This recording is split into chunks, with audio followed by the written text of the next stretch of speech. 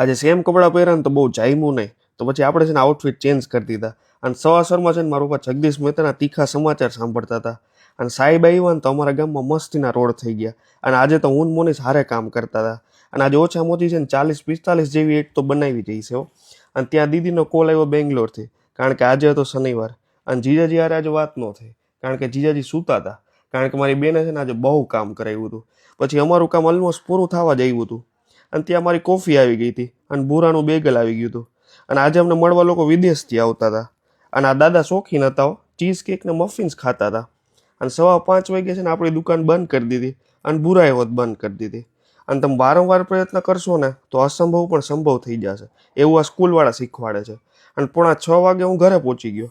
અને આપણે કાળો શર્ટ પહેરી લઈને એટલે રેડી જોઈએ. Sorry Forum Goyal, you said no to black shirt.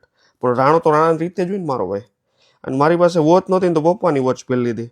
પછી હું નીકળી ગયો સ્નેહ મિલનમાં જવા. અને સ્પીડવેલ ચોકમાં એક બેન ધાર્મિક પુસ્તક વેચતા હતા, પણ મારી ઘરે તો આ બધા હતા જ. એટલે મેં કીધું તમે રહેવા દો ને. અને આ હતું આપણું ડેસ્ટિનેશન. અને વાડલા પરિવારે મારું છે ને હાર્દિક સ્વાગત કર્યું.